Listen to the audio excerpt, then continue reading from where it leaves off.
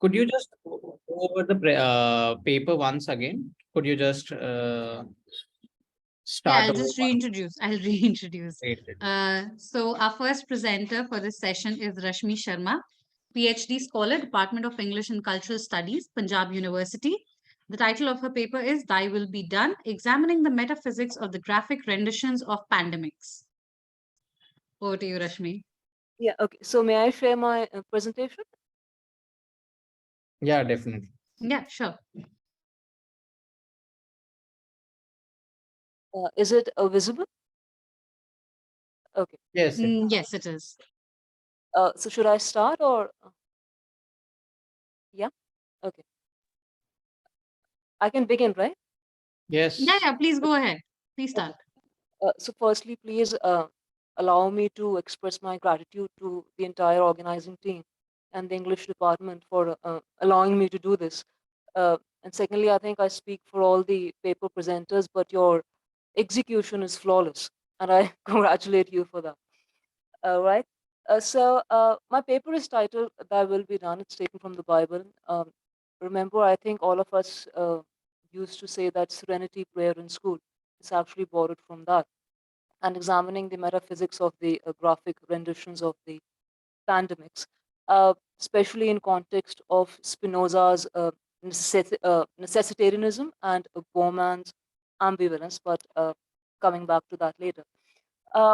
Firstly, subjectivity, I think, rather than uniformity, has always thrived in art, and pandemics, for that matter, have always been very influential uh, in spawning many individual approaches and collective reactions, especially with paintings dedicated to the Black Plague or the Bubonic Plague, or, of course, the 1918 influenza epidemic.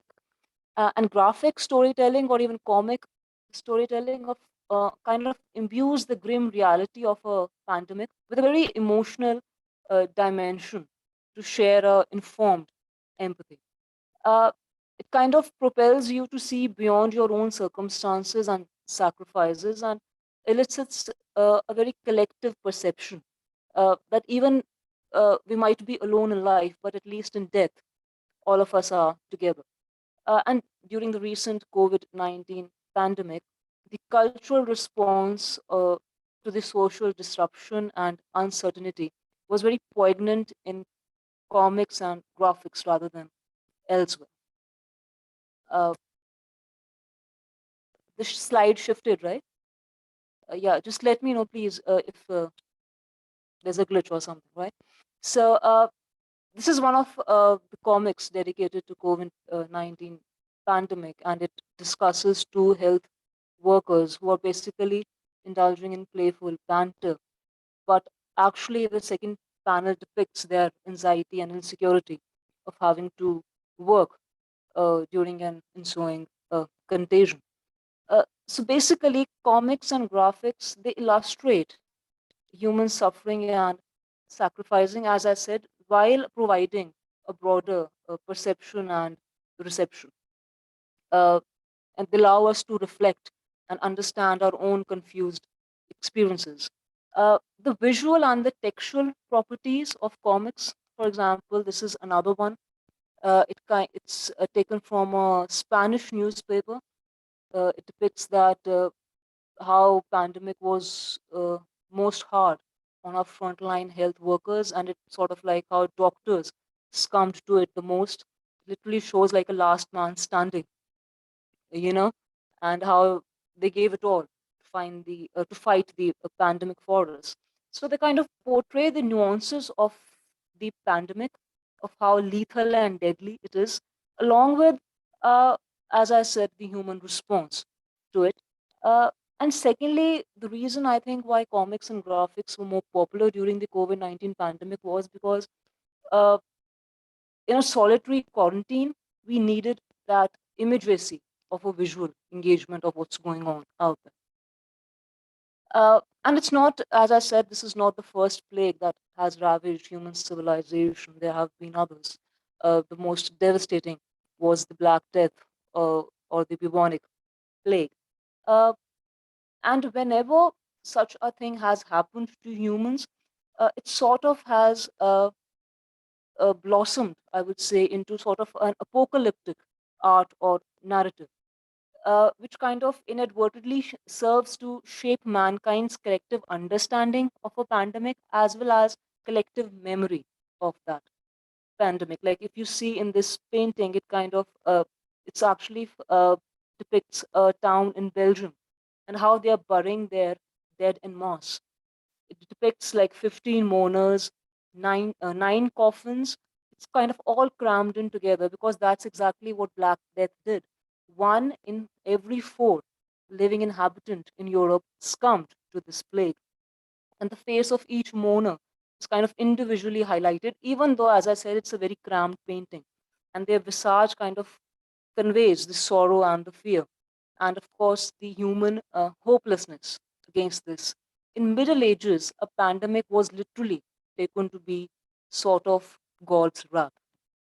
Uh, for example, as I said in another painting, this is again dedicated to Black Death. It's titled The Triumph of Death by a Flemish Renaissance painter called Bruegel. And it again depicts the catastrophe, which was Black Death, and how it ravaged Europe. You can see sort of the blackened, desolate landscape. Corpses are being burned. Uh, in the distance, you can see the sea is full of shipwrecks. Basically, everything is dead, both in spirit and flesh. And it also kind of depicts that people from all social backgrounds, peasants, soldiers, nobles, kings, cardinals, all are equivalent in death. And plague took them all indiscriminately. And compared to those earlier COVID-19 comics, which I showed earlier, a middle age art dedicated to the plague kind of depicts complete human resignation and vanquishment. Whereas those COVID-19 pandemics, they were more about the personal insecurities and anxieties, which all of us faced. Another thing which I kind of stumbled upon during my research was these anatomy paintings, which I think are also sort of an antecedent to these pandemic slash apocalyptic art. They're titled Dissected Splendor. They are by an Italian painter called Pazzi. And it kind of depicts that how man is caught between life and death. And basically, human anatomy in death kind of uh, portrays man's relationship with nature. And we all know during COVID-19 pandemic, we kind of all sort of negotiated our relationship with our surroundings and our environment. Uh, it kind of, as I said, just like these paintings, even those comics and graphics kind of forced us into that negotiation. Uh, some of us avoided it, some of us took it on. Lastly, of course, as I said, Renaissance art, it was big on Black Death. It was, as I said, a major catastrophe. Uh, it kind of depicted how human spirit or the impulse of life kind of succumbed to this. And how, like, for example, this is by a painter called Brooklyn. And he was very obsessed with these dreadful manifestations of war and pestilence and death. And he was a symbolist. So his personification of death or plague, as you can see, this half skeleton, half snake lizard kind of a person, and he's kind of going through the street of a medieval town. And you can see a mourner right beneath it. So again, as I said, this is God's wrath, and God is apathetic to it. He has no empathy, and man, of course, is helpless against it all. And in contrast to this is another web comic. It came to me, I think, in my Reddit feed. It kind of says that how death is playing snooker with the world. You can see Corona is a snooker ball, and basically it devastated all. Uh, then again, lastly, the comics, as I said, they are sort of a very subverted narrative compared to the other textual testimonies which we have of the pandemic. And they kind of depicted the prejudice and the biases which kind of came to the fore during this pandemic. For example, Trump calling Corona the Chinese virus. And of course, it also reflects our own social mores, which are sort of weakened by this human catastrophe. And it kind of draws attention to that unacknowledged truth that mankind, of course, is its own worst enemy, especially during a natural disaster. And it most likely takes a virus to bring that out. Uh, then again, there were also these pedagogical comics. They got very popular, what to do or what not to do during Corona. They kind of helped us initiate into the new normal, uh, debunking false myths regarding the contagion, what to do, as I said, and what not to do. And then, of course, because after all, these are comics and graphics, they also have this bleak black humor uh, about how social distancing is often preached but seldom followed. And they kind of try to bring the bright side to this whole grim reality. And basically, emotional uh, experiences are more approachable and amenable when depicted in comics and graphs. Now, coming back to the philosophy which I used, which is Spinoza's necessitarianism. He was a Dutch philosopher and a foremost thinker of rationalism along with Descartes. And Spinoza said that no God can basically interfere with nature or even a plague. It is how it is destined. Mankind has to suffer. Of course, I don't have the time to discuss this in detail, but I just put it down there. And he sort of gave a convention of God, that God is a necessity, uh, and he inhibits all the properties, the good, the bad, the ugly. And I think when I was doing my research on this, Spinoza's God is very close to what we have in our own Mahabharata. That is the Vishwa Roop avatar of Sri Krishna, which he shows to Arjun during the Gita sermon. I'm sure all of us spend our pandemic watching Mahabharata and Ramayana on TV. They became very popular.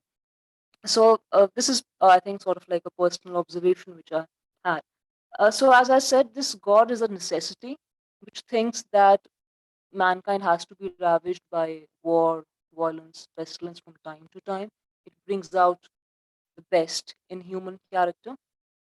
And God, of course, as I said, this Spinoza's God is both the victim and the perpetrator. I still have time left, like, do I just have like a few slides? Okay. So, as I said, this is Spinoza's God or Spinoza's necessitarianism. Another comic which got popular during the pandemic was because it sort of foreshadowed this. This one's titled, I think, No Ordinary, yes, No Undiscovered, I'm so sorry, Undiscovered Country. It's an American comic. It wasn't very popular, but as I said, it got popular during the pandemic. It kind of depicts how United States is already a nuclear wasteland when this plague hits them, and all of them are reduced to zombies. This is sort of like that post-apocalyptic epic canon, like The Walking Dead or Mad Max, if you have seen those films or TV serials. So basically, this kind of comic kind of foreshadows or depicts what Spinoza says in his philosophy, that sometimes man is just helpless against nature or God. And this suffering sort of becomes a necessity for mankind to sort of elevate their own existence. And of course, this comic, it depicts sort of that how plague also alters our ethics and our morality. And the way we endure it, the way we suffer through it, it does change us inevitably. Lastly, of course, as I said, there are many responses which are elicited during different plagues. And this is another painting. This is by another, I think, German painter. And he lost his entire family during the 1918 Spanish flu. And this is his last painting. He lost his wife and his unborn child before he succumbed to the sickness himself. And this painting kind of depicts his struggle to comprehend such blatant destruction of his present and his future. He just couldn't understand why it happened to him. He shows no empathy for the rest of the mankind. He solely focuses on himself. It's sort of like forget the social, focus on the personal. Uh, Unlike other artists, which I showed you earlier, those Renaissance paintings by Brooklyn and Bruegel, they were able to overcome this personal and sort of capture the necessity or rather the helplessness of a plague or a contagion or a pestilence. Lastly, another theory which I revoked in my paper was by Bowman. He was a sociologist. He wrote extensively on the Holocaust. In fact, I think he said that Holocaust was both necessary and unique. So he received severe backlash for that. He gave this concept of an ambivalence. As I said, like I discussed this, sort of like a continuation to Spinoza, that how something like a pandemic or a plague alters our morality and our ethics, about how the way we react or the way we don't react, it does leaves it marks on us. Uh, and Bowman's ambivalence is basically sort of depicted in this comic. It is not a comic, most likely it's sort of like a pamphlet. It was issued by the Public Health Department in Washington, and it kind of tells you about how man, even though he dies, he still tends to live in the thoughts of others. That's where the ambivalence between spirit and flesh. But basically, what Bowman says that you can imagine the death of others, of your loved ones, but you will never experience your own death because after all, you are dead. And in this comic, that's what you see, that you see others suffer, you might empathize, but you will never completely connect, uh, because until you die uh, your own death, basically. You don't die uh, when others die, but when you die, you cease to exist. So, as I said, your experience, your thought, or your morality for that matter, cease to exist. So, it really doesn't matter, be it a pandemic or a war or stuff like that. Lastly, of course, I'd like to conclude that both Spinoza and Bauman, uh, they might not be crucial in understanding a pandemic, but they're very crucial in understanding our response to it. All pandemics, be it the COVID-19 or the Black Death, they kind of bring on a subconscious anguish and a very depressing awareness that human nature, absurdity, or morality in the face of death. Uh, but I think lastly, the message that they give, the message with these comics and the art gives, it is that human salvation is to live in meaning. You need to find a meaning to your life and a purpose, and also a very stoic forgetfulness of your own death. A man must be socially determined and very culturally trained to believe that death is not the epilogue of the book of human life. Uh, but yes, your thoughts, your ethics, and your morality, they will cease to exist.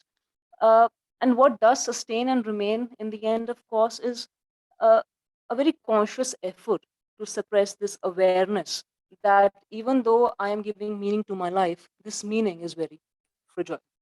Thank you. Okay, that was a really good presentation, Rashmi. I have one observation or Yes, question. yes. Yeah. So, at presenting one of your slides, you said COVID-19 is more about personal anxieties. Yeah. Can you please explain that, or have you come across any graphic memoirs in your research for this paper that you can also share with us or talk about it as individual experience of these anxieties that you mentioned? Uh, like the comics which I said, they're mostly focused on people who are basically getting bored during the solitary quarantine. Uh, they can't see their friends, they can't see their family, and they basically are doing everything and anything to kill time. I remember there was this one very graphic, I would say, comic which I came across, but it didn't seem right to put it across here. It's about a girl. It's an American comic. It's actually a webtoon, and there's this girl, and she basically quarantine literally put a full stop to our social lives, and she's putting herself through college. She's running 2 jobs, but everything ended in pandemic. So she took to camming. She becomes a cam girl. I'm sure most of you must know what camming is, right? And how basically that sort of unravels her entire morality and ethics. She's a migrant, and we all know how migrants tend to fare for themselves in America. America is a hard world out there. And how she's saying that this is not what her parents sent her to America to do this, but simply so that she could sustain her parents' hopes and dreams. She has to do what she has to do. That is sort of literally selling her morality to these strangers uh, over the net. So, something like that. As I said, it didn't seem right to discuss this. I thought it might be a bit too much. I understand that. Rashmi, could you Orgo, also switch on your video? I would like to, but I'm very embarrassed to admit I'm doing this. I'm attending a wedding, and I've literally locked myself in the bathroom to do this, and I'm a bit dressed up. So I don't want you to judge me. No. I mean, that's perfectly no, fine. no. One of the interesting aspects of online Yeah, I know. But then content. the thing is, this is not my bathroom. So I'm like, you don't want to see other Yeah, people's bathroom, right? it's perfectly all right. If you Yeah, can come in for a picture towards the end, that will be great. I would love that. Yeah, I'll find a good location. I mean, after all, it's a wedding. Yeah.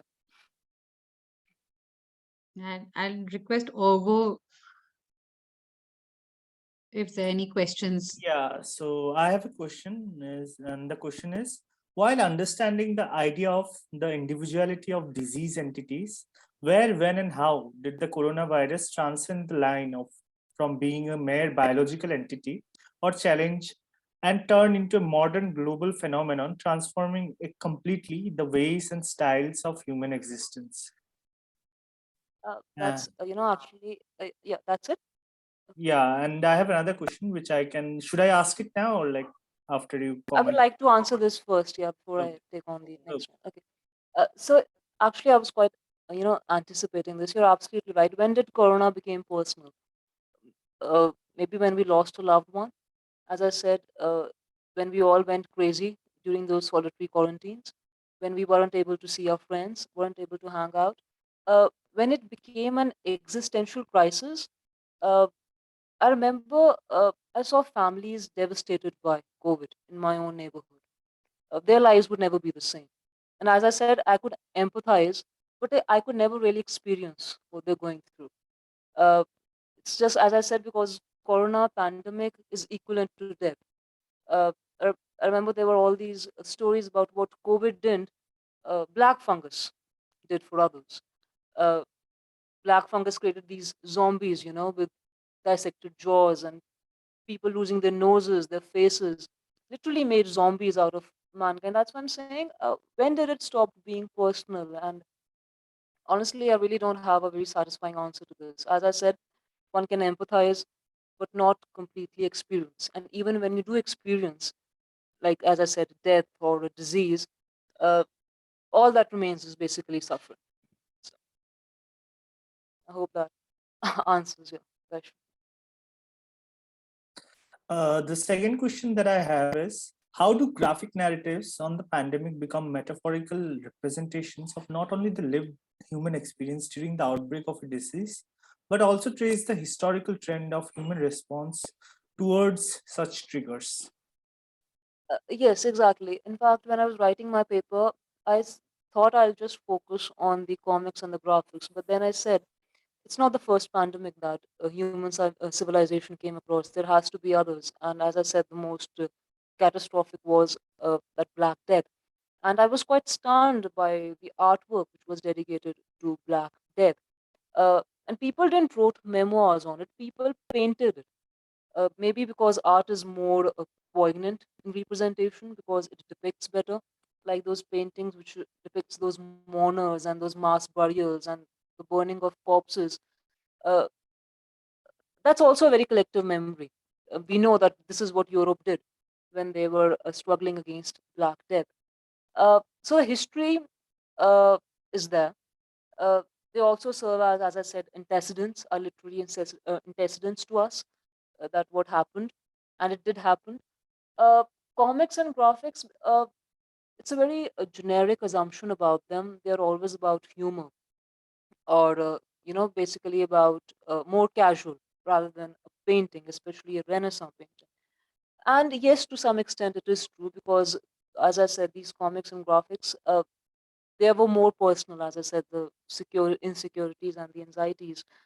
But to us, to millennials like us, uh, they make more sense rather than a Renaissance painting.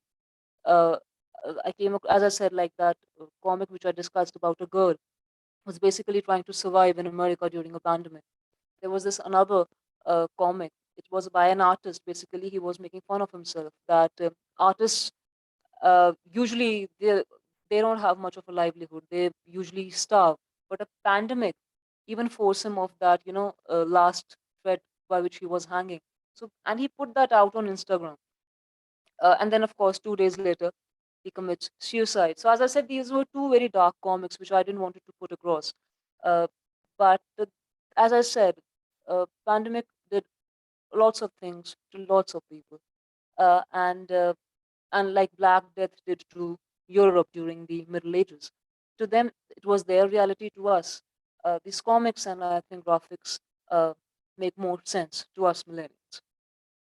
Yeah. Anything else?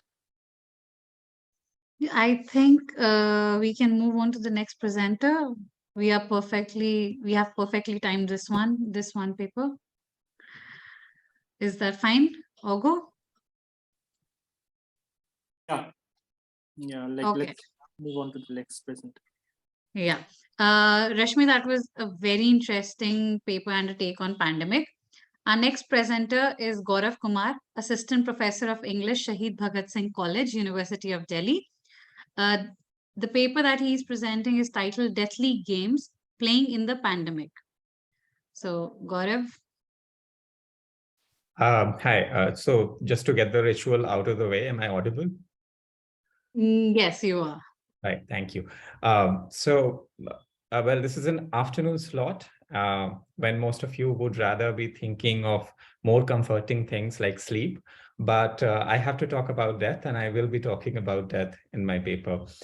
The one consolation that I could offer before beginning is that I will be talking about ways of playing with death. So I hope that should be helpful.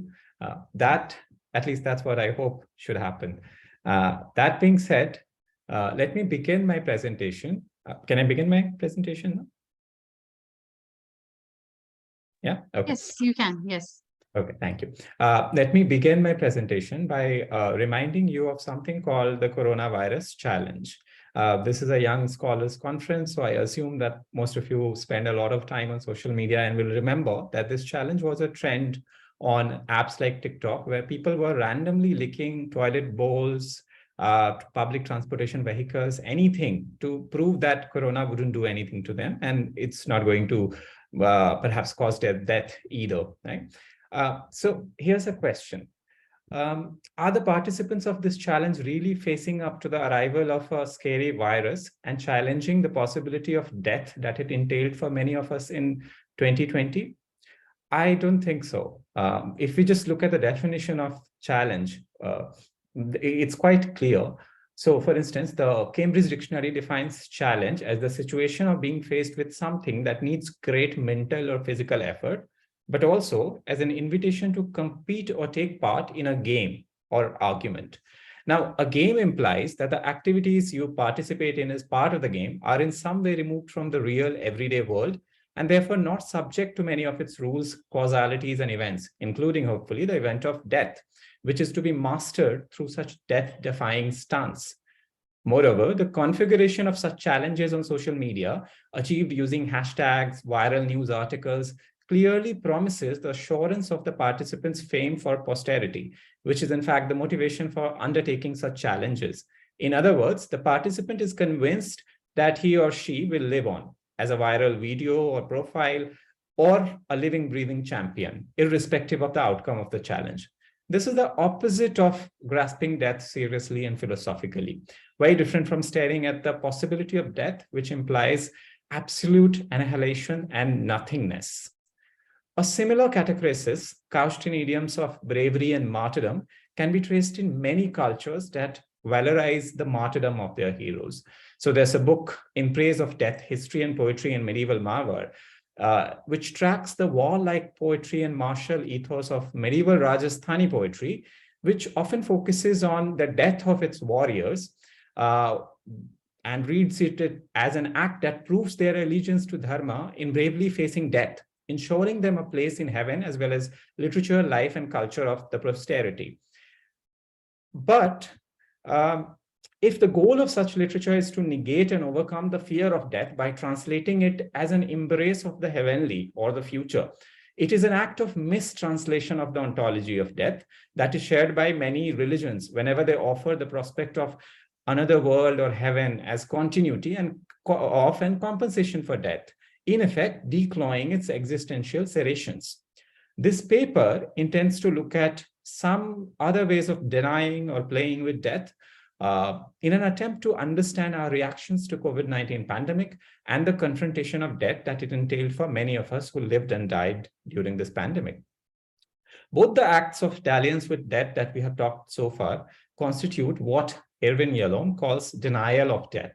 In his book, Staring at the Sun, Overcoming the Terror of Death, he makes the claims that awareness and trauma of our mortality, the realization that we will certainly die at some point, overshadows all human existence. It may manifest as generalized unrest, psychological symptoms, or explicit anxiety about death.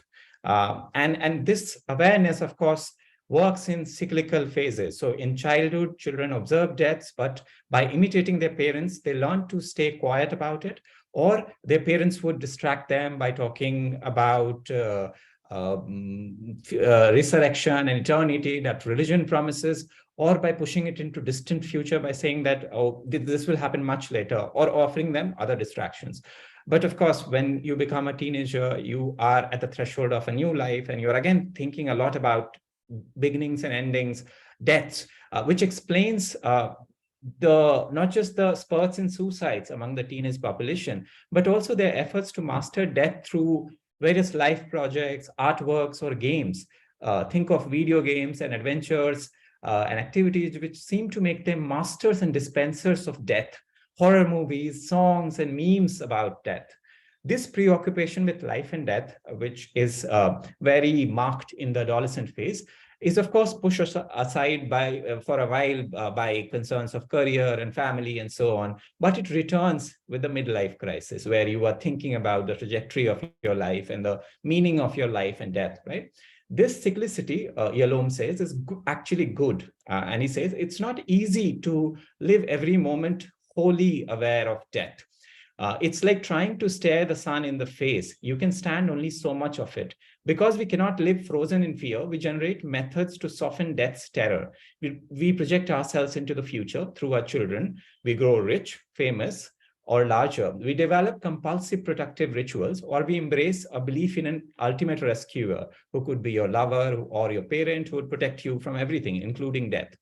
Yalom's goal here is, of course, to provide a philosophical account of an existentialist therapy that considers many of our symptoms like anxiety and depression, and even compulsive promiscuity on dating apps as our refusal to come to terms with the painful confrontation with the possibility of our death or non-being.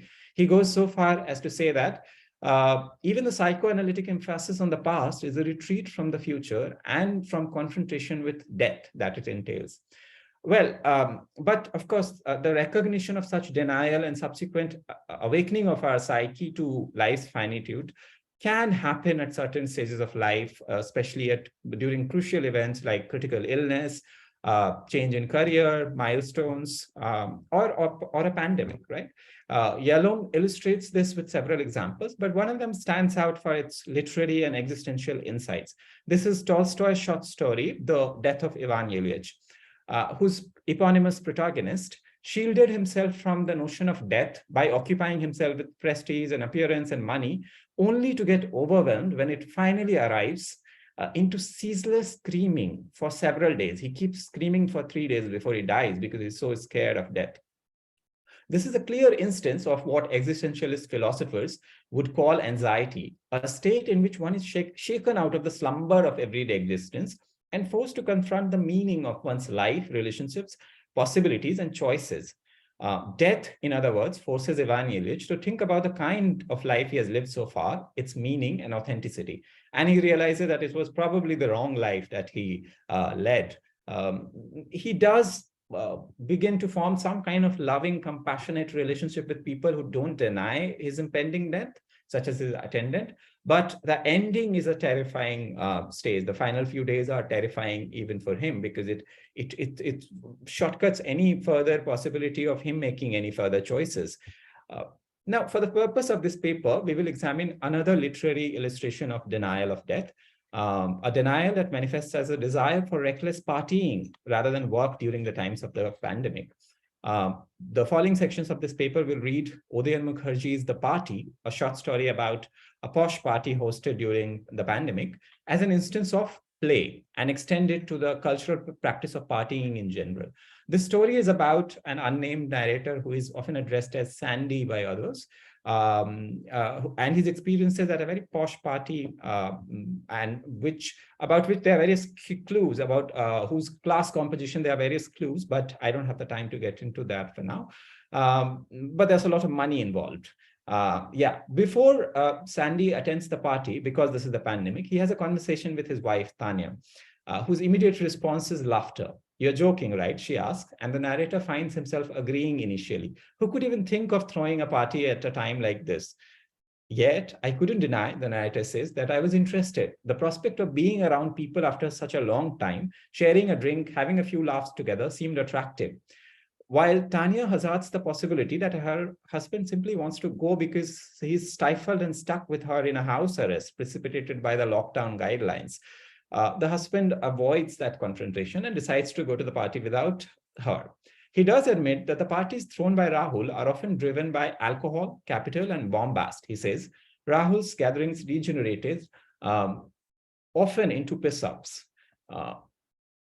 Perhaps this is precisely what he needed after several months of being locked in his own house, thinking about disease and death.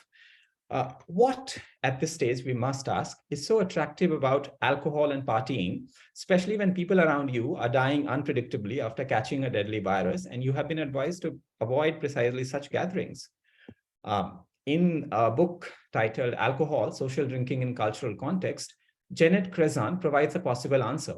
Her argument is that many adults in America and other similar cultures use alcohol as a semiotic sign that signals or frames leisure, especially after the arrival of industrial time and Protestant work ethics associated with capitalism that produces rigid, regimented lives and schedules with dichotomies of work different from play, sober diligence different from drunk carnival, whereby people are expected to adopt different behaviors and identities during work hours and weekends or parties.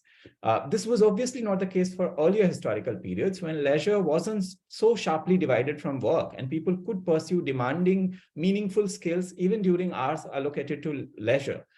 Using the analysis of everyday rhythms, Crezan points out that alcohol and the space that it enables act as a cue to shift identities from work self to play self, allowing for a tolerance of behavior that would not be tolerated otherwise, say puking in public, flirting, saying things that you wouldn't say otherwise, right?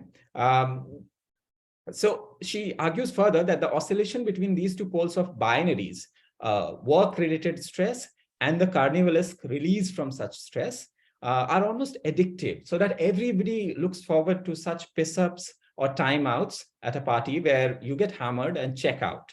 She adds, alcohol facilitates this transformation because it is anti-linear time, encourages submersion in the moment, the social group, and the event. In short, alcohol, especially within the social setting of a party, activates a domain of play opposed to the domain of work and everyday reality. The domain of play in general has been theorized variously in philosophy and cultural studies.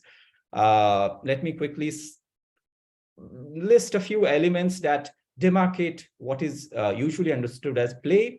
They include freedom to participate in the game and follow certain rules, autotelosity, which is the performance of certain activities for their own sake and not for any external motives, some sense of make-believe or unreality, created, for instance, by inserting unnecessary modifications, obstacles, and rules. Think of the rules of cricket, for instance. A suspension of the ordinary and a transition to a mode of life and space and time and causality very different from the ordinary mode of existence.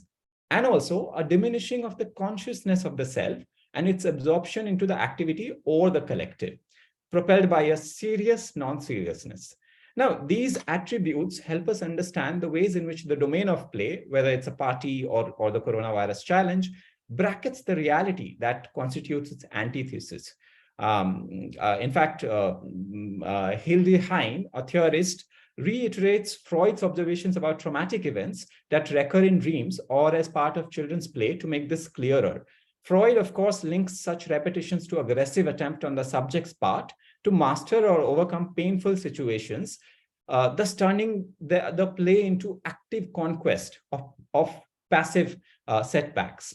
Challenging the virus or the death that it signified through the coronavirus challenge would thus seem like a reasonable response to a sudden and unpredictable series of deaths around us caused by a pandemic that one didn't understand clearly.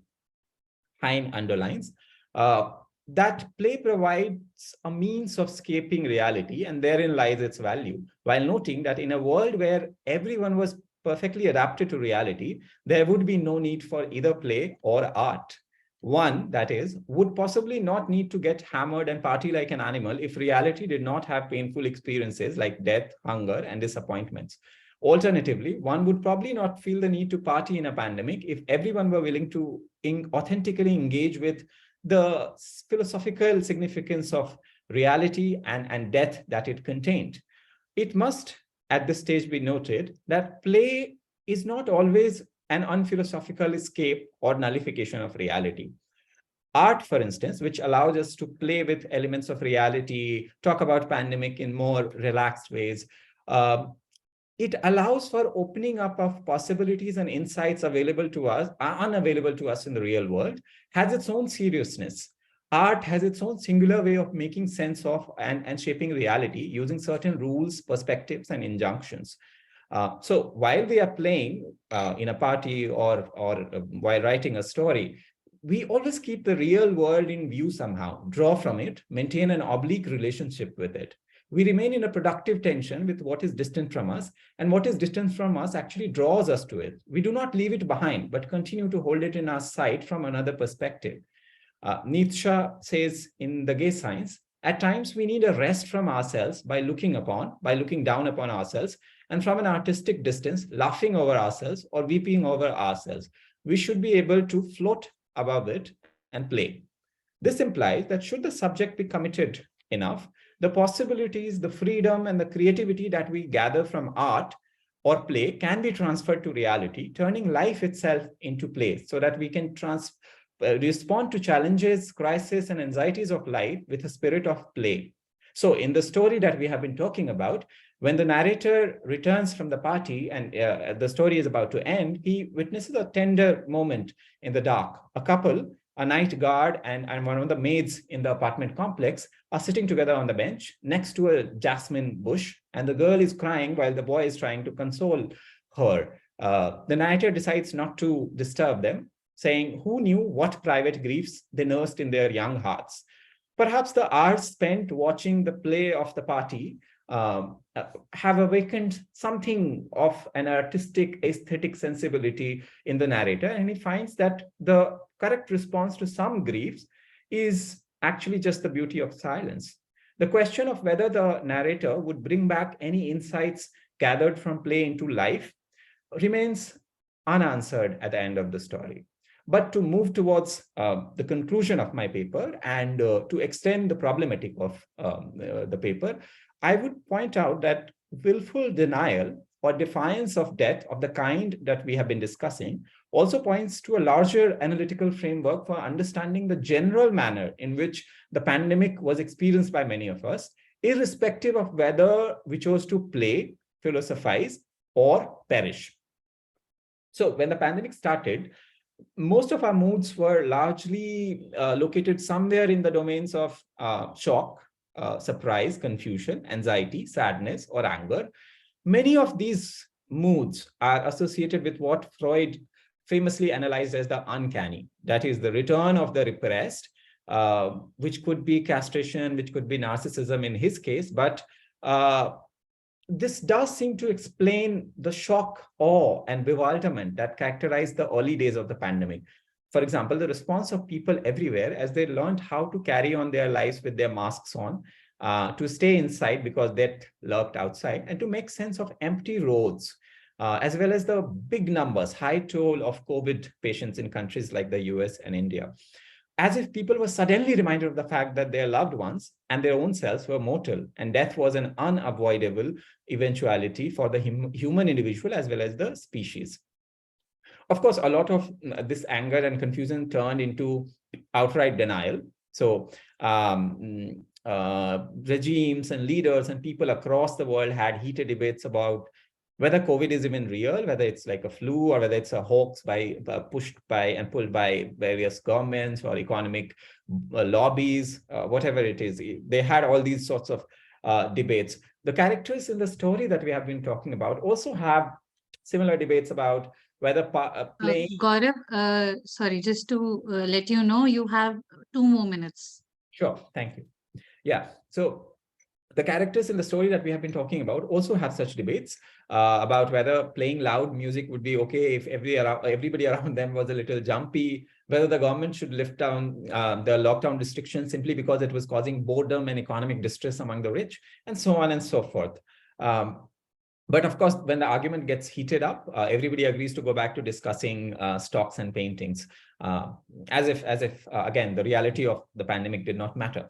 Now, such denial is the opposite of what existentialist philosophers call authenticity. That is, analyzing the brute reality, painful aspects, and meaninglessness of our lives and deaths in order to live a life in accordance with the values of our choice and creation.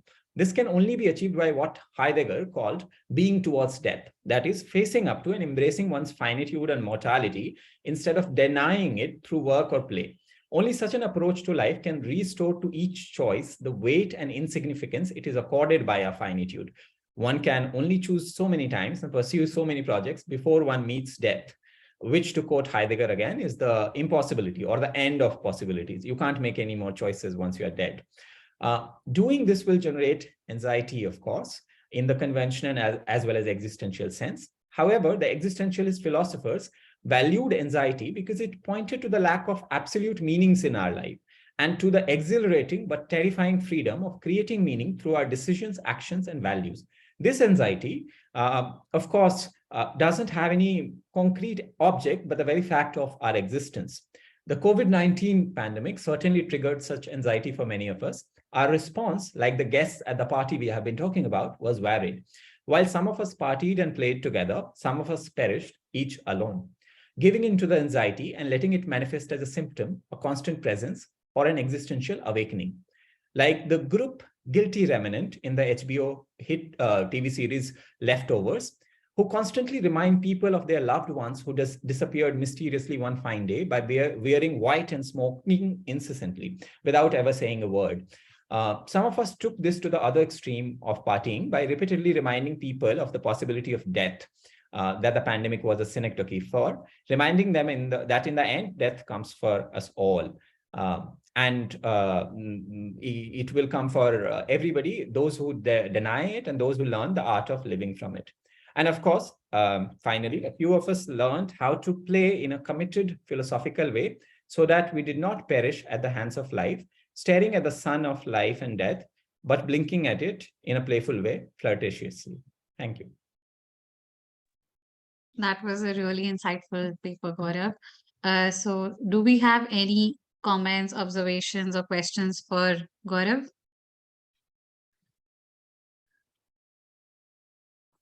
No one has commented it, but I have 2 questions, which I would want to. Yeah, please, Orgo. Please go ahead. Okay. So how can we trace the historical trope of literary characters who are represented as wild party animals, deep down hiding the dread of death anxiety? In texts like Party, where the party is space created to escape the everyday mundane anxieties, how does the seemingly contradictory existence of abstract philosophical conversations about revolution and death fit in? My second question is, which draws on the first question, is how does the question of the pandemic as a direct threat to life itself stir the mind to find solace in expressing one's frustration through the idea of taking risks, not following the set precautions, and in a way tricking oneself to believe that in escaping the disease in spite of risk and exposure, one has escaped that death itself? Thank you, Argo, but could you repeat the second question? I think I missed some part. Yeah. Drawing on the first question, how does the question of the pandemic as a direct threat to life itself stir the mind to find solace in expressing one's frustration through the idea of taking risks, not following the set precautions, and in a way tricking oneself to believe that in escaping the disease in spite of risk and exposure, one has escaped the death itself? Yeah, thank you. Your first question is actually, I think, a future possibility, a trajectory that I could explore, examining the historical representations of partying and how we could look at those instances as also in some way being informed by the dialectic of life and death and the fear of death that we have been talking about. Of course, the literature of partying goes way back. We have Socrates and the symposiums, which were also in a way about partying. But the carnivalesque literature of medieval Europe and Bakhtin has already talked a lot about that. But for the purpose of this paper, obviously, I had to focus on very select texts. But I think if we take the line of argument that you are thinking, Argo, and plot a map of how partying is informed by death in various works of literature across different periods of history, I think we would have a very fruitful way of looking at philosophy through the ages.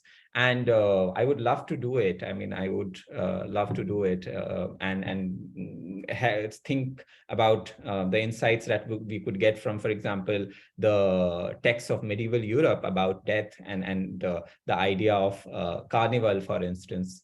I would, this is something that I could only do it in the future. For this paper, I had to limit it to certain texts. But to come back to the second question that you asked, I think the term that you use, risk, is very, very interesting. There's a whole philosophy of risk too. And I remember this philosopher who has written a book called In Praise of Risk. And the interesting bit about her is that she actually killed herself. I mean, not voluntarily, but she died while trying to rescue two children who were drowning. So she did not just write about risk, but also practiced it in her own life. And this praise and this dedication to risk in life is something that we have to think about and learn from in various ways. So yes, during the pandemic, it was this idea of risk that was propelling many of us to do some of the brave things that we did for each other while governments collapsed or simply withdrew. Many of us went out and offered spaces and oxygen cylinders and money and all sorts of things to other people, while knowing fully well that we were also at the risk of contamination. And perhaps that is when we learn to become human and to embrace risk while knowing that there is a death, there is the possibility of death lurking in each act of risk that we undertake.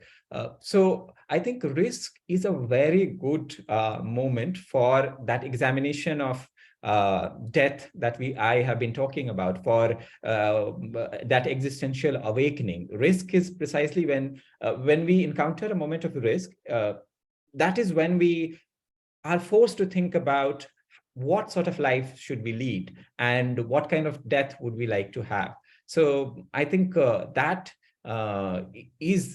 ties up very neatly with the concerns of my paper, by pointing out to a moment in life where one is awakened to the possibility that you may be dead, but to become a human being who is aware of his death, you have to take risks. So thank you for asking both those questions. I think I'll be exploring those lines of argument for days to come. Thank you, Agarwal. So I have another question from Faizan Bhai, and the question, he posted it on the chat in itself. It is, on one hand, one has Freud, who takes up a psychoanalytic perspective vis-a-vis death, and on the other, there is Heidegger, who takes ontological perspective and constantly attempts to bring death and moods against anxiety or angst in the ontological frame. Heidegger too teases out uncanny, as you know, but his approach is ontological and does not seem to be going in the direction of psychology. What, according to you, would be the difference between psychological anxiety and ontological anxiety?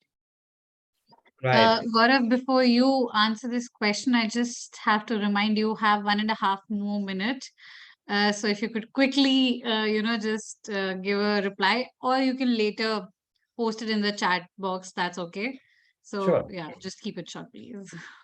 Okay, so I would just to give a quick response. I would just say that see, psychological, or if you're referring actually to the psychotherapeutic anxiety, I would say that anxiety is very much focused on the past and the individual.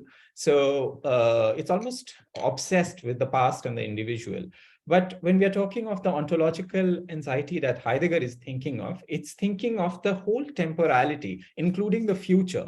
In fact, for Heidegger, it's very important that we think of our future possibilities, one of which is death. So, which is what causes that anxiety when you realize that you have to you have to create all the values and meanings that you want to choose in the future as well.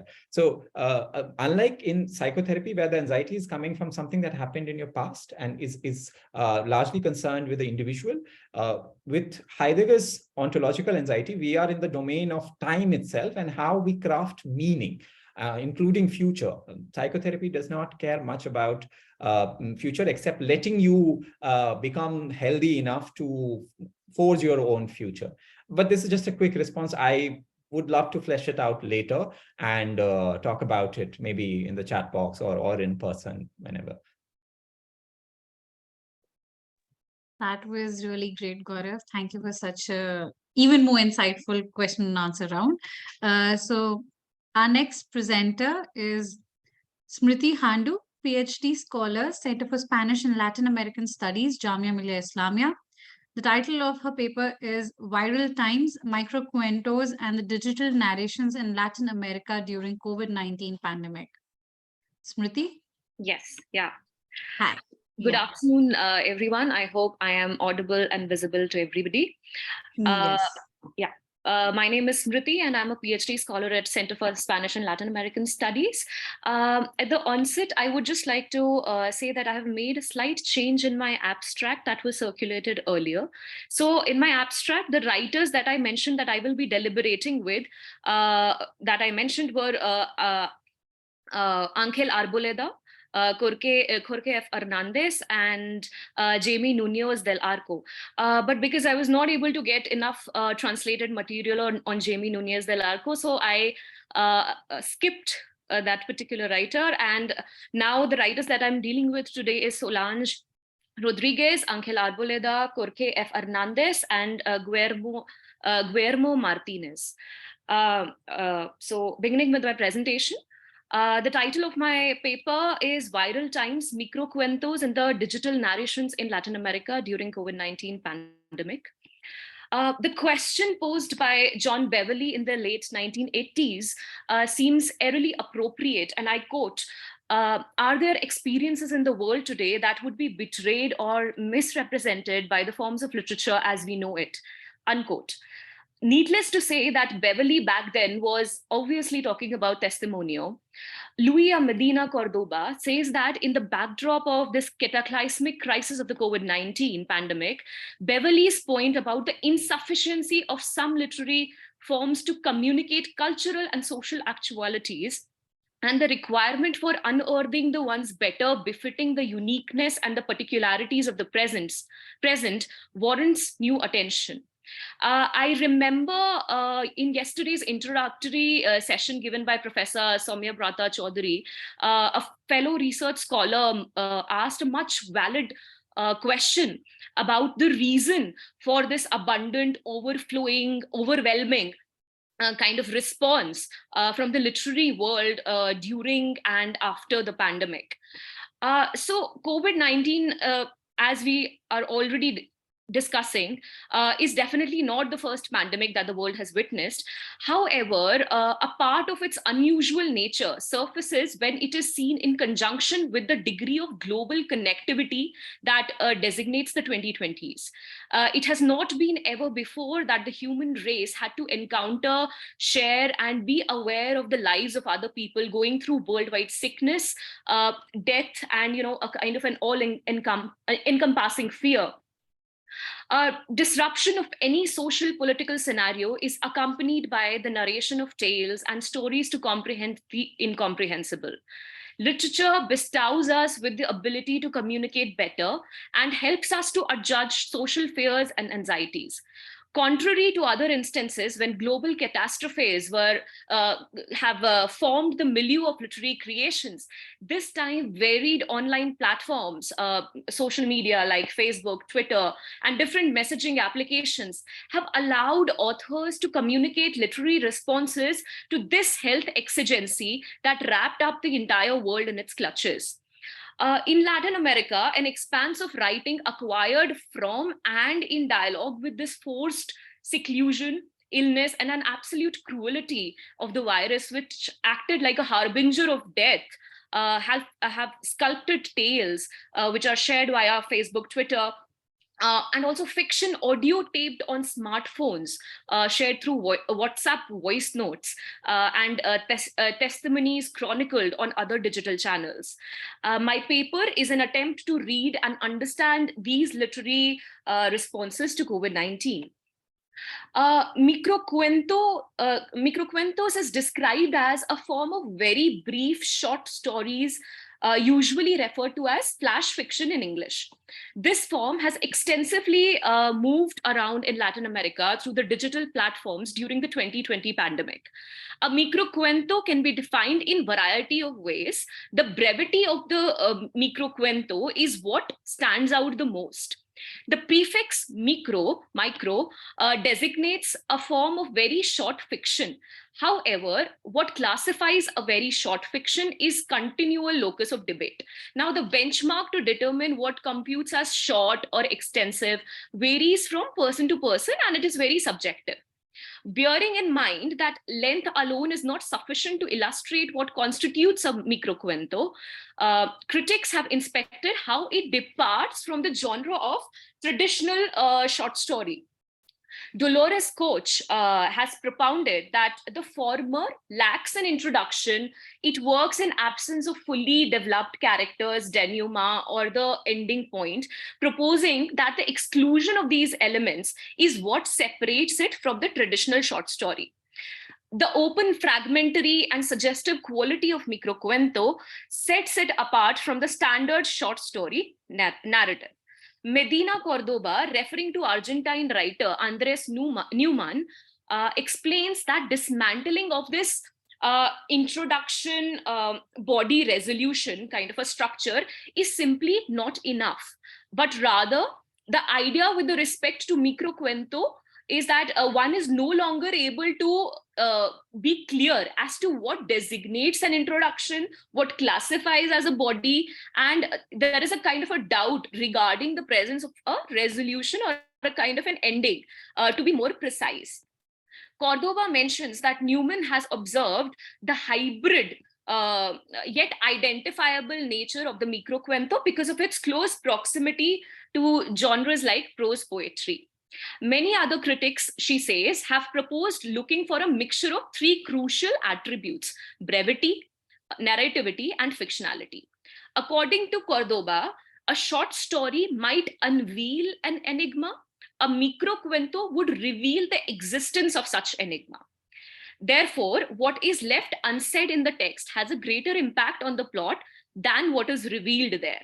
The characters that make up microfictions are purposefully underdeveloped. Because of this constrained framework, it leaves the reader to fill in the blanks regarding the characters, setting, and the results of the events they are involved in. It has been emphasized that decreasing the length can barely be regarded as a regionally exclusive phenomena.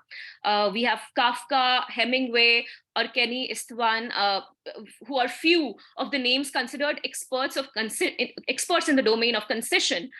So very short narrative fiction is not a literary occurrence which is exclusive to Latin America. However, the fact that this genre is not unique to or from Latin America does not diminish its special bond with the region, where a distinctively rich development is seen throughout the 20th century, although a sizable number of authors have helped Latin America's microcuento form. Augusto Monterroso's name is constantly brought up. His work, The Dinosaur, is a 7-word fable, and it is very well known. And I would just quote the translated version, which goes like, when he/she woke up, the dinosaur was still there. And that's what the story is. Now, there are widespread comprehension of this 7-word text, as to the reader is left with all these questions that the character who has awakened, who is he or she, what transpired just before his or her awakening, why are dinosaurs existing in this context, why did it exist before the character fell asleep, and of course what will happen next. So hence this text is a classic example of microcuento, revealing an enigma without actually solving it. So the tale purposefully leaves questions unresolved. Thus, microcuento is a writing of narrative fiction in the shortest possible form. And according to Medina Cordoba, microcuentos are uniquely adapted for pandemic times. Authors all across the region have been remarkably adept at responding to the crisis as it is unfolding, because they can condense narrative intensity into structurally constrained word count and social media's ability to spread quickly and broadly. The genre helps in articulating the immediateness and collectiveness with which the pandemic is being experienced and narrated worldwide. The dance of death and fragility of life is given by the first writer that I've taken, Solange Rodriguez from Guayaquil, in a letter that she publishes to her late father. And I quote, she says that, "Father, how fortunate I am because you passed away 1 year ago. And I didn't have to identify your body in a pile of nameless black bags, checking tags to see if I could find you," unquote. Rodriguez's narration not only provides an insider's look into Guayaquil, where survivors scuffle to locate their deceased relatives' bodies in crowded morgues, it also kind of describes how the residents, their way of life have been abruptly, it has changed into something that they could no longer recognize. So this was a kind of an unparalleled event in which previously inconceivable deeds are now happening. For example, like abandoning the loved ones and their corpses on the street. So Rodriguez's literary testimonials, it demands for new perceptions of the city and understandings of the environment in which it is getting developed. The second author that I read is Ángel Arboleda from Ecuador. Arboleda began a series of nighttime tales during the outbreak, which she would narrate verbally and record for distribution as voice notes on WhatsApp. Her project was titled Sueños Súbditos, translated into English as Subject Dreams. It was her kind of an answer to the restlessness and insomnia that she was confined to, and she thought that it would be useful to others in similar situation. The audience was not just restricted to Arboleda's community, because WhatsApp messages can spread widely and are exposed to millions of people facing problems like sleep disruption, anxiety, depression. So Arboleda pictured herself kind of climbing up to person's ear to whisper the story through the voice note. The creations that she's sharing are based on stories of kingdoms, and they reflect violence. Like the 6th series in her microcuento, for instance, reads like, And I quote, they promised her that he would return covered with glory. In tears, she let him leave. Go, Mambru, the sad mother told her only son, unquote. So smartphones can offer intimate encounters between authors and viewers. When creative solutions to the emotional problems caused by the pandemic were most needed, narration and storytelling became a solid contribution to the social and individual well-being. And Ankil Arboleda's endeavor is a testimony to that. The Mexican writer, moving ahead, Jorge F. Hernandez, who was restricted in his Madrid residence during the first wave of the pandemic and early lockdowns in Europe, started the series Cuentinimos para la Cuarentena, which is translated as Tiny Stories for the Quarantine. It was from 17th March 2020 to 31st May 2020. Hernandez posted a microcuento every day on the social media platform of the Cultural Institute of Mexico in Spain as a part of this initiative. The stories were shared as brief videos, like less than 3 minutes long, on Facebook, Twitter, Instagram, with a medley of Hernandez's voice reading the text. The Cuentinimos, which are the short stories, they rely on their conciseness and potential seeds for longer narratives. His narratives have an unfinished jumble, kind of a provocative quality. And initially, these were posted with a hashtag yo me quedo en casa, I stay at home. The goal here was, of course, widespread digital dissemination. It was kind of persuading self-isolation in people in order to stop the mushrooming of the virus, while at the same time kind of escorting and accompanying people who were there in confinements and isolation. Moving ahead, the Argentine novelist Guillermo Martinez noted on Twitter that he, along with his writer friends, were scheduling sessions of simultaneous short story writing to cope with the strenuous times during the lockdown. He added that the concept was to have authors and their followers collaborate to create short stories via Twitter conversations. Each participant was required to tweet the opening of a made-up story that included Martinez's username. Martinez would respond with a further tweet that would advance the plot, resulting in a kind of a back and forth conversation between the author and the fan, until the former chose to conclude the narrative by indicating the end. So the form, content, and purpose of literary communication have been impacted by the new socio-cultural conditions and technological advancements, paving the way for the formation of numerous forms of electronic literature and contemporary digital poetics. Literature is increasingly viewed and used as a tool for participation in an ongoing production process where the roles of the creator and the receiver frequently change rather than being set. Thus, literality is seen as an action within a larger communication process that includes both texts, like not finished texts, and texts in progress. Therefore, the literary product can be more or less physical, intangible, interactive, fluid, or non-fluid. The latest form of textual representation emerges that is vigorous, which is not restricted to traditional stable genres, but rather postulates a more adjustable, flexible, a more fluid designs of meaning, reflecting the writer's ongoing dynamic search for meaning and their same instantaneous subjective link to their environment.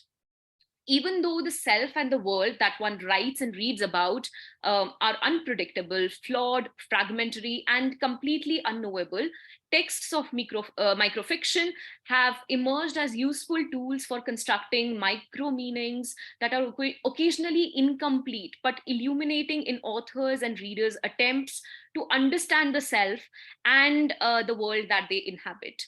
So the works of Solange Rodriguez, Ángel Arboleda, Jorge F. Hernández, and Guillermo Martínez operate in this unusual environment of widely dispersed terror, death, and isolation. Their work adds to the story of the pandemic in Latin America and influences how people perceive and comprehend the regional, societal, and global contexts of COVID-19. They also show how the microcuento may participate in this signifying process in a way that other forms of narrative fiction cannot. Thank you. That was a very interesting paper, Smriti. I mean, I did not know about the whole tweet thing where the author is interacting with the fans and making a new narrative out of it. In fact, I have a question for you based on that. That now that we are moving to a more hybrid mode of lifestyle, a mixture of sort of pre-corona and post-corona, a hybrid lifestyle. So, do you think that these forms of e-literatures or interactions, online interactions, or these sort of narratives which have been built based on digital conversations or interactions, do you think that they can be a pioneer for what might come next, or were they just ideas, merely desperate need of the hour sort of things? Because somewhere people are dropping something or the other that they had picked up in Corona. So just your thoughts on it. I mean, of course, there cannot be a concrete answer to it, but Absolutely. Thank you for your question, Sudipta. I'm recollecting this this just very vague thing that I read, that there was this critic called Michelle Roberts. She, in her introduction to a text, which I don't remember who the author was, the text's name is Black Vodka, and she says that the short story form, in its brevity and kind of that it's able to condense the material, it fits our age. And this particular thing was written in 2013, and they were anticipating very, very short story or microfiction or flash fiction to be something that will come in future.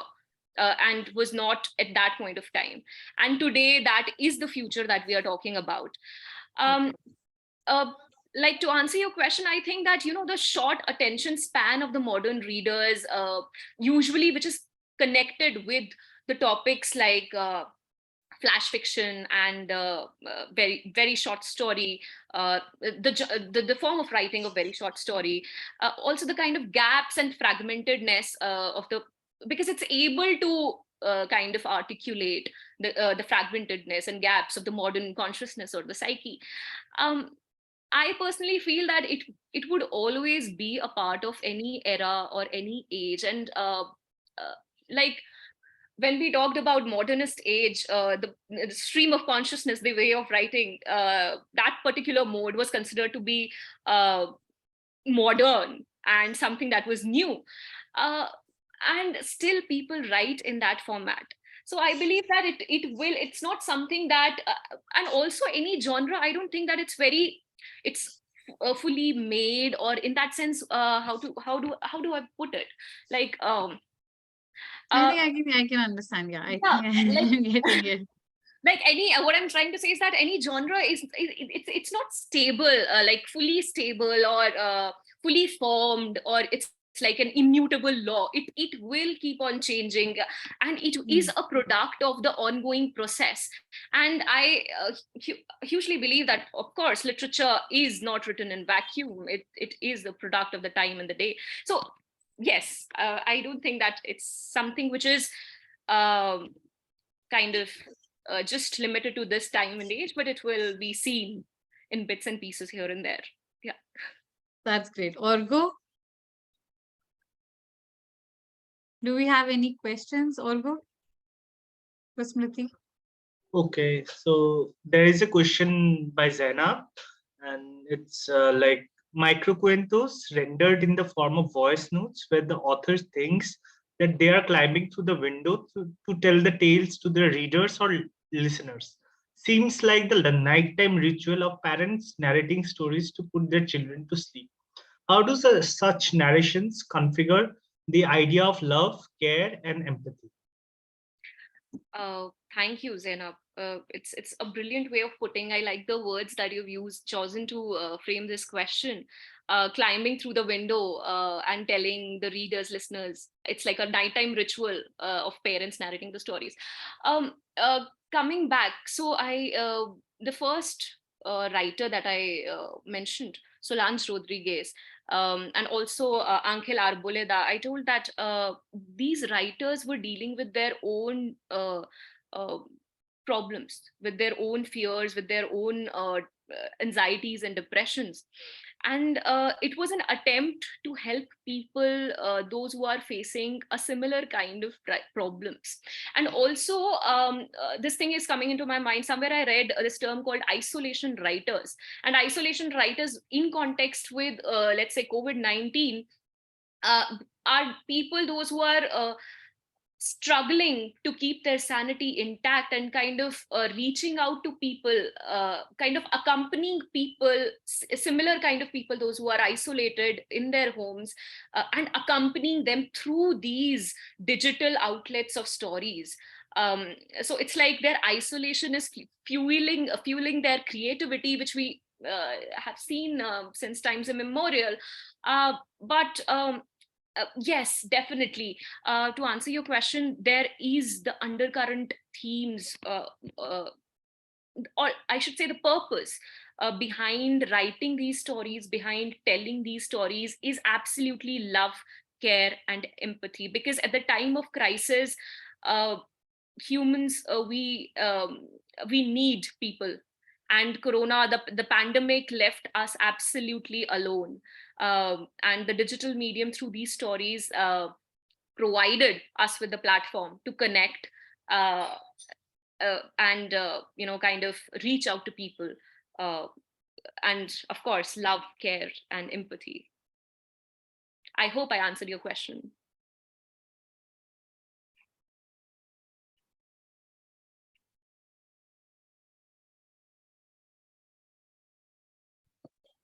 I think that was a very wonderful paper, Smriti. It was something very new for me. So that was amazing. Now moving on to the next presenter. Thank you. Yeah. We have Meenakshi Yadav, Ph.D. scholar, Center for English Studies, Jawaharlal Nehru University. The title of her paper is When Virus Met the Viral, Internet Memes in India and the COVID-19 Pandemic. Meenakshi? Yeah, hi. Can you hear me? Yeah, we can. We can also see your screen. All right. Yeah. Can you see the can you see the slides move? Yeah. All right. Just please give me 1 second.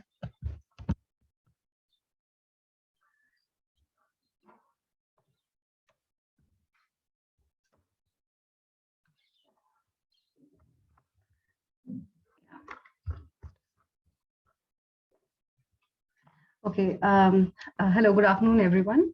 My name is Meenakshi, and today I'll be talking about memes. The title, as you can see, is When Virus Met the Viral, Internet Memes in India and COVID-19 Pandemic. My presentation today is divided into 2 parts. The first part traces a very brief history of the internet memes in India, and the second part situates the impact of COVID-19 pandemic on Indian internet memes, historical evolutionary trajectory. So memes have been in circulation in India for over a decade now, and during this time, it has traveled from the digital margins to become a mainstream internet phenomenon. The first academically rigorous definition of memes that emerged on the internet was proposed by Patrick Davison in 2009 in his essay, The Language of Internet Memes, where he notes an internet meme is a piece of culture, typically a joke, which gains influence through online transmission. Over the years, this definition has evolved along with the evolution of internet memes, and it has received various upgrades from time to time. The specific definition that this paper works with is provided by Gill, who describes it as a virtually transmitted image embellished with text, usually sharing pointed commentary on cultural symbols, social ideas, or current events. This definition is used because it aligns with a lay internet user's understanding of a meme. Most of the memes this presentation will look at are the conventional internet memes, the text on image variety. That is most common type of internet memes in circulation in India. Before I move further, I would like to mention briefly that a diachronic approach to the study of history and evolution of internet memes in India is an area which has been neglected in the academia so far. The first half of this presentation is a humble attempt towards filling this gap in knowledge. So the first half of this is a work in progress, and a lot of the sources for writing this section are unconventional and academic. I've relied on blogs, newspaper articles, conversations on forums like Reddit, YouTube videos, Know Your Meme, Wikipedia, etc., for researching, collecting data, fact-checking, and cross-checking the collected material. There might be some incompleteness, patchiness, and arbitrariness to the picture I paint today. So any leads on relevant sources for studying the timeline of internet memes in the Indian context are most welcome. Linda K. Borsai, in her 2013 paper titled Makes a Meme Instead, A Concise History of Internet Memes, notes that the accessibility of internet memes first depends on the accessibility of their natural habitat, the internet. Although she makes this statement in the global context, this stands true for the Indian situation as well. Memes took off in India when the internet took off in the country. This graph shows the percentage of internet users in India in blue and the popularity of Google searches for memes in orange over the years. This graph helps establish Linda's point in the Indian context. One can see a correlation between the two. The popularity of memes has increased along with the increase in the internet users in the country.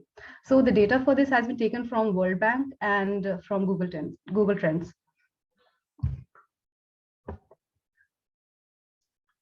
Another related thing worth noting is that the evolution of memes and its cultures in India has happened parallel to the socio-economical, geographical, linguistical, demographic evolution of the internet in India and its general expansion. This graph containing data from Google Trends demonstrates this. From this, we can see that memes were not really popular before 2011. It picks up around 2012, and this continues steadily from there. There's a steep increase after 2016, and this trend continues till 2018, after which the pace of its popularity grows even steeper to reach its pinnacle in 2020, which was the pandemic and the lockdown times. The relative popularity of memes declines after 2020, but still remains higher than the pre-pandemic times. The evolution of internet memes in India can be loosely divided into the following 4 phases. Pre-2011, which was a niche subcultural phase, 2012 to 2016, which was the expansion phase, 2016 to 2019, which can be described as a diversification phase, and 2020 and beyond, which was or is the explosion phase of the pandemic and post-pandemic time.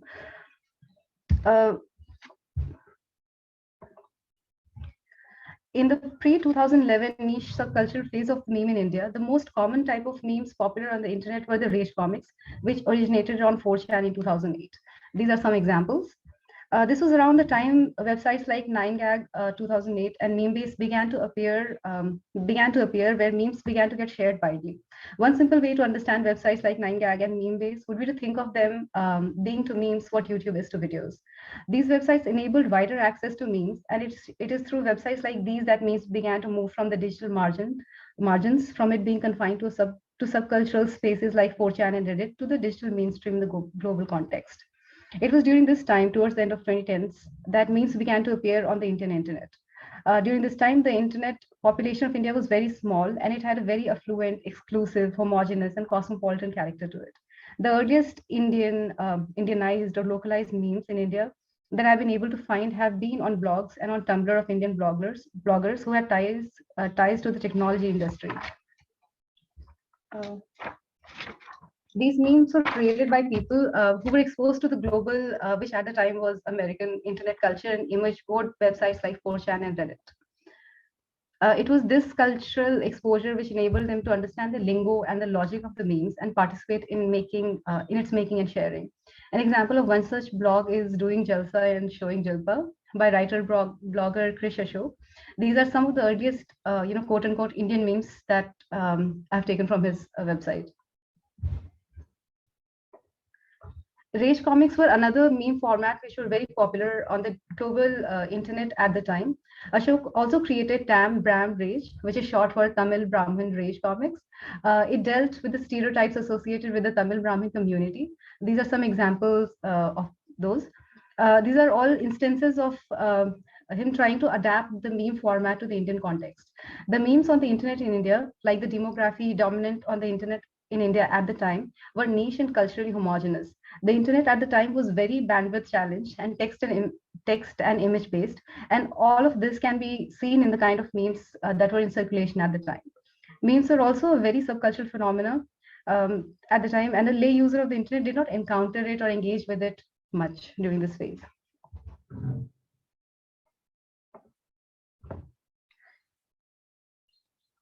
2012 to 2015-16, which was the expansion phase of the memes in India. Memes originating on websites like Memebase, Failblog, and its original habitat of fringe image boards increasingly began to find circulation on new mainstream social media sites like Facebook and Orkut. This was the beginning of the wider visibility of the internet memes in India. Mainstream social media apps like Twitter, Facebook, and later also Instagram and Vine were instrumental in enabling this. The earliest memes that could be found on the Indian social media were the ones which were popular in the internet at large. The Success Kid and Joseph Ducroux meme are representative examples of such memes. The earliest original mainstream Indian memes were the Rajnikant versus CID jokes, RVCJ for short, meme. This was happening on Facebook at the time. The RVCJ memes are among the earliest instances of localization of a mainstream popular meme format in India.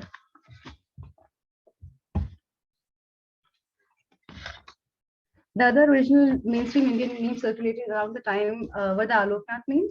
These originated in 2013 on Twitter.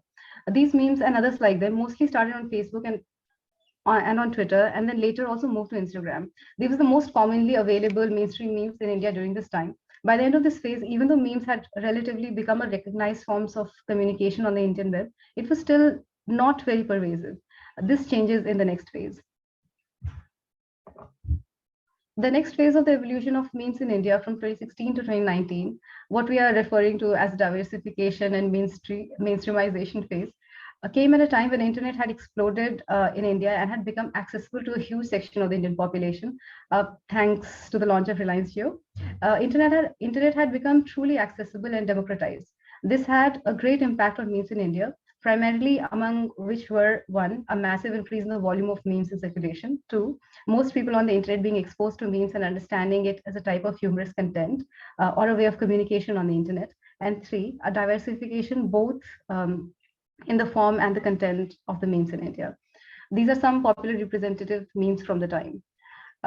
Interestingly and expectedly, there was an evolution in the content of the memes that could be observed during this time. It had increasingly become more serious in comparison to the more frivolous content memes of the previous phase. Memes had also become very localized by now.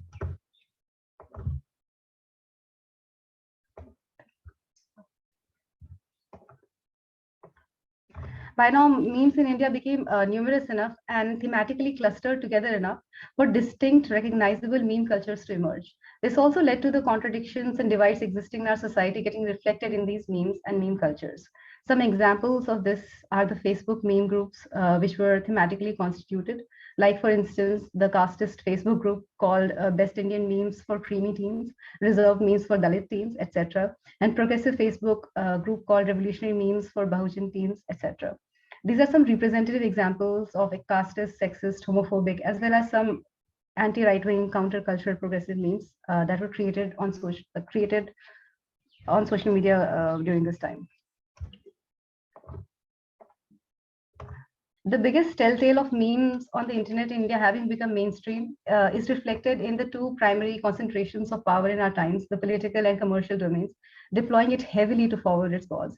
This could be seen, for instance, in the heavy deployment of memes before the 2019 general elections in the country, and in meme marketing becoming an established form of advertising in the second half of the last decade. These are some political memes from the time.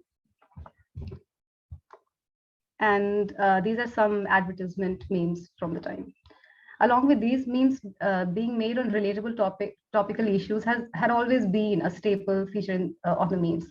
People sharing their emotions, reactions, comments, and dissent related to topical issues in social media through memes also really took off in a big way and became an established cultural practice during this time.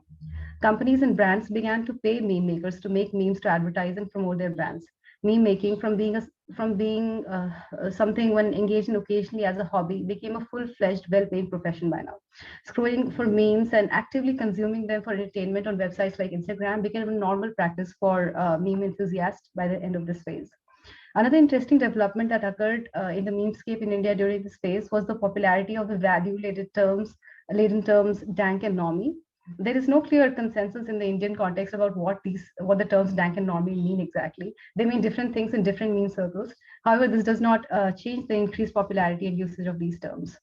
The internet in general and social media in particular had become very mainstream in India by now, which led to its increased scrutiny and to an increasingly indirect censorship on it, as can be seen, for instance, in YouTube's ad-friendly content guidelines. The character of the internet and social media in India had changed a lot by this time. These trends also affected the memes in India. In 2017, the Delhi High Court asserted that caste slurs and comments on SC/ST on social media were liable under the SC/ST Prevention of Atrocities Act. These pushed a lot of the offensive and problematic content to relatively private spaces like secret closed Facebook groups, relatively fringe platforms like Reddit, and more untraceable platforms like WhatsApp, etc. By the end of this phase, a diverse, thriving, and heterogeneous memescape, in terms of its content, form, and cultural ethos, was established on the internet in India. By now, memes as a type of content had lost its alternative character. This leads us to the second part of this presentation, COVID-19 pandemic's impact on memes and meme culture in India. Towards the end of the previous phase, the internet had truly reached the masses. Reliance Jio's launch had led to an uptake in adoption usage of the internet across the board, but the growth was far more accelerated amongst those sections and in those regions which were previously heavily underrepresented on the internet in India. By the time COVID-19 reached India in March of 2020, the internet in India had a very huge population of digital non-native users and had become mind-bogglingly diverse. The most important thing about the COVID-19 pandemic from this paper's point of view is the fact that this was the first event to occur in the country after the democratization of internet access, which affected every section of the population. This is a very rare phenomenon in India due to its vast diversity along social, cultural, economic, linguistic, region, caste, ideological affiliation, and other lines. There are entire sections of the Indian population which do not have much in common with other sections of the Indian population.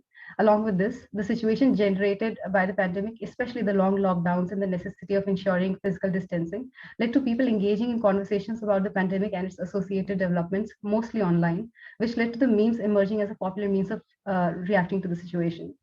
There was a flooding of memes on social media and social messaging apps in India, after which memes creation, circulation, consumption absolutely exploded in the country.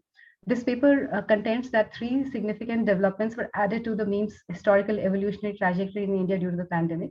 These are: 1, the rise of vernacular memes, especially in the erstwhile quote-unquote media dark zones in the country. 2, mutation in the format of the conventional internet text-on-image meme to enter the digital lives of the non-digital native sections of the Indian population.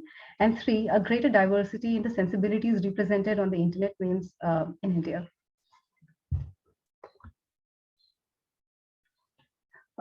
For this section of the paper, I will be looking at 2 sets of pandemic memes.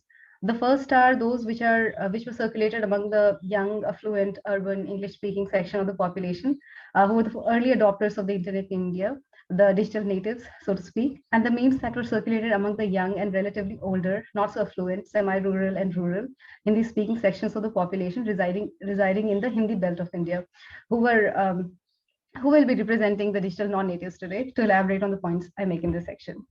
These pandemic memes belong to the digital native section of our population. And these memes belong to a section of the digital non-natives, those hailing from the Hindi belt. When you compare these set of memes, few things emerge.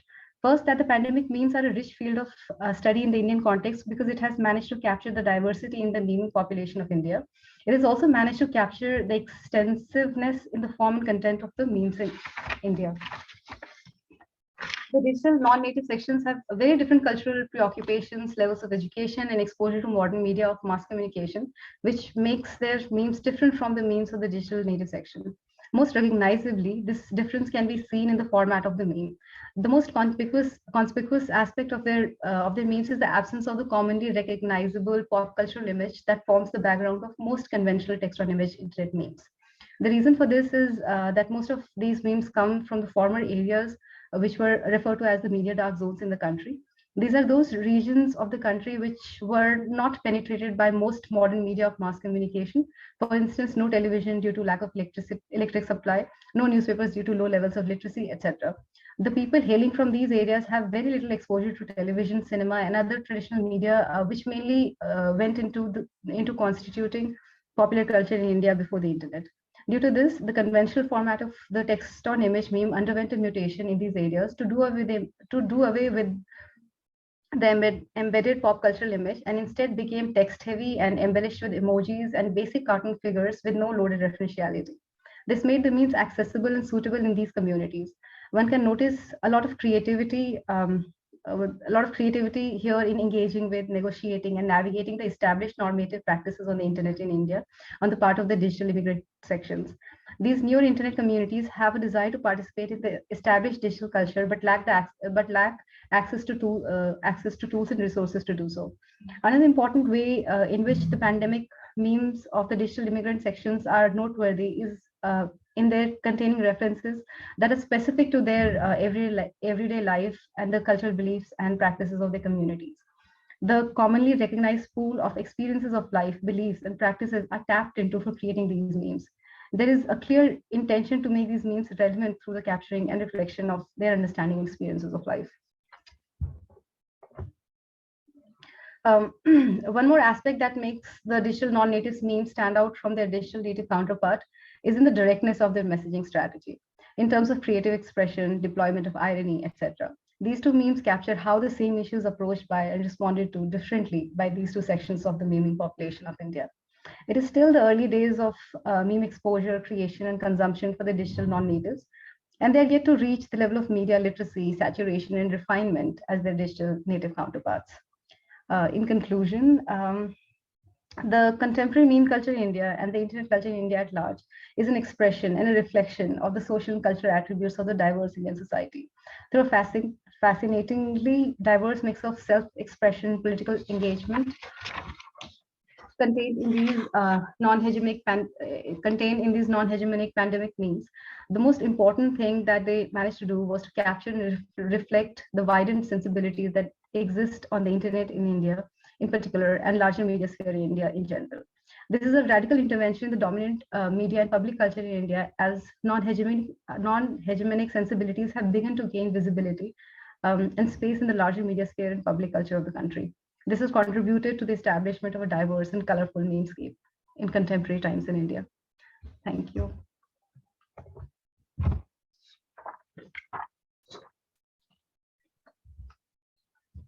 It was a wonderful presentation, Meenakshi. I had to stop myself from laughing at some of the memes, but I don't think I did a very good job. But the paper was really, really interesting. So let's open for questions. Olgo, do we have any questions for Meenakshi? Yeah, I have a couple of questions for. Yeah. So the first, the pandemic, as we know, has transformed almost every sphere of human existence and expression for good or for bad, including the meme culture. However, do changes in the meme culture due to the pandemic mark an ironical turn of human life through which the representation of something as grave as death itself is portrayed in a rather comic manner? Question number 2. Can the existing memes on the theme of pandemic can be seen as a direct portrayal of the grim and factual fast spread of both the disease, the virus, and the viral digital culture of memes? Thank you. Thank you. Could you repeat the first question, please? I'm sorry, I completely lost it. I'm so sorry. The pandemic, as we know, has transformed almost every sphere of human existence and expression for good or for bad, including the meme culture. However, do changes in the meme culture due to the pandemic mark an ironical turn of human life through which the representation of something as grave as death itself is portrayed in a rather comic manner? Okay, thank you for that question. That's a lovely question. But like I was very closely observing the memes during the pandemic, mainly because again I had nothing better to do. Like at the time, like all of us, we were like confined to our places, didn't have anything to do. But it's like my experience tells me that or at least the memes that were being circulated in my circle, I realized they were not that grim. Of course, there were like some, especially political memes and all of those, which were, kind of grim and that represented death in a certain manner. But most of the memes that I came across were like really funny. In a way, it was weird. Like, how can you, it was like different aspects of life were picked up, very relatable, very funny. But the sense of grimness was not there, like surprisingly. I mean, at least not in a lot of memes. And especially when when I look back at the memes which were circulating in the circle of my friends, especially in my village area, they were like not the thing, they were not that grim, like, to be honest. It's like relatable aspects of like like difficulties or challenges during pandemic, but a funny take on them. So memes were actually very hopeful and joyful and in some sense, I don't know, like very resilient. Like at least that's how I experienced them, or that were most of the memes. If you like remove the political memes category, because they were serious and very grim, but most of the relatable memes were more on the along the funny lines than the serious or grim lines. So that's the first question, and I'm sorry, but you'll have to repeat the second question again.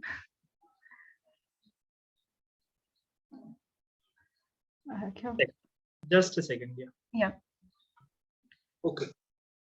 Can the existing memes on the theme of the pandemic be seen as a direct portrayal of the grim and factual fast spread of both the disease, that is the virus, and the viral digital culture of memes? You bring a certain perspective to it, but I have not been looking at it like that. I mean, of course, practically because of everything, because of the lockdown. I mean, it was some because of the lockdown and everything, because of physical distancing and all of that, activities on the internet was that's where people were expressing themselves. That's what they were using for communication. So it's not just memeing that increased, but also like watching videos increased, creating TikToks increased, and things like that happen. So I mean, I don't really see like some sort of an innate relationship between them. um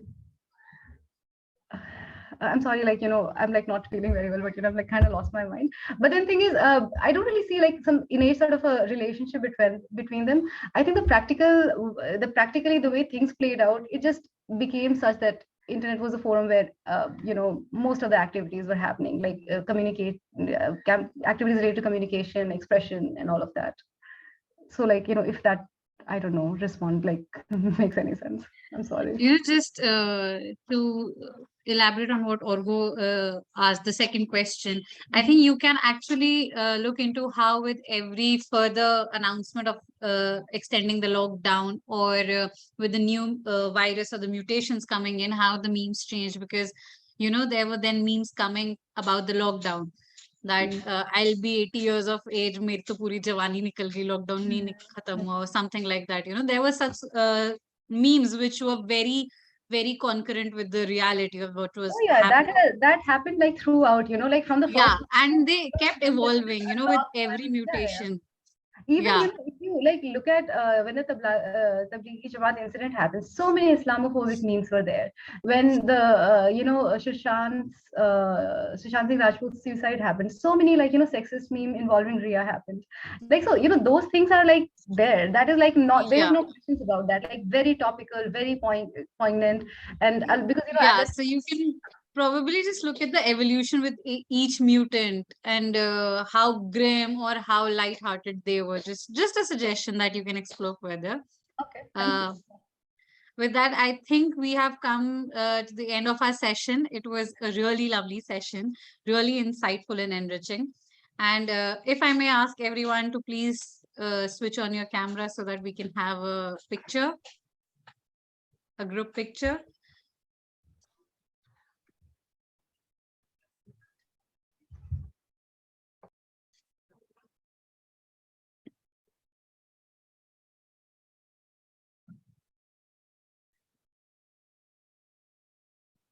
All right. Thank you, All right. Sudipta. Thank you Yeah. all. I think we break. We have a break now, and we start again at 5:15.